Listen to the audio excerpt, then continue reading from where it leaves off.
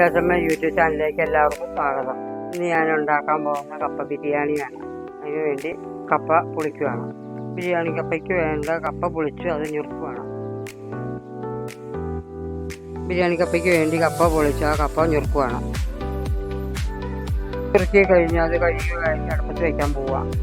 കപ്പ കഴുകി വാരിയെടുത്ത് അടുപ്പത്ത് വെച്ചു. കപ്പ വേവിക്കാൻ വേണ്ടി മഞ്ഞൾപ്പൊടി ഉപ്പും പാകത്തിന് ഇടുക. ബിരിയാണിക്ക് വേണ്ടുന്ന സാധനങ്ങൾ എടുക്കുക. സവാള, ചെറിയ ഉള്ളി, വെളുത്തുള്ളി, പച്ചമുളക്, കരിയാപ്പില, ഇഞ്ചി എല്ലാം ആദ്യം വേവിച്ച് വെച്ചു. അതിൻ്റെ കൂടെ വെളുത്തുള്ളിയും കുരുമുളക് പൊടിയും ഇഞ്ചിയും കൂടെ ചതച്ച് ചേർക്കും.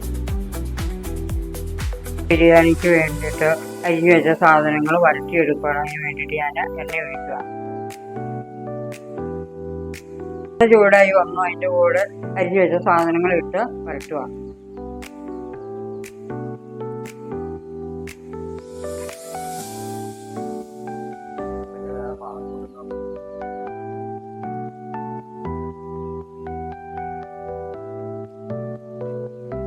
എടുത്ത സവാളയിലേക്ക് മല്ലിപ്പൊടി, മുളക് പൊടി, ഗരം മസാലപ്പൊടികൾ ഇട്ട് ഇളക്കുക. പൊടിയെല്ലാം ഇട്ട് ഇനി അത് ഇളക്കുക.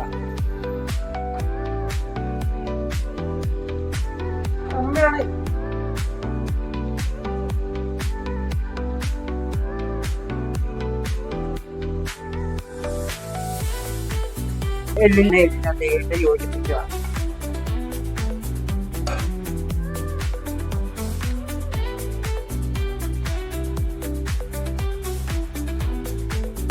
കപ്പയ്ക്കകത്തേക്ക് എടുത്ത് ഇടുക.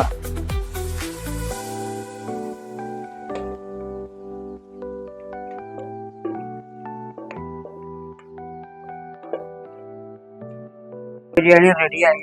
അത് ഇളക്കി യോജിപ്പിക്കുകയാണ്.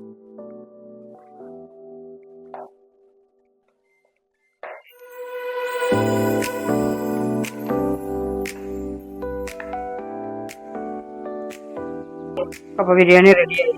ഇലയിലേക്ക് മാറ്റുക.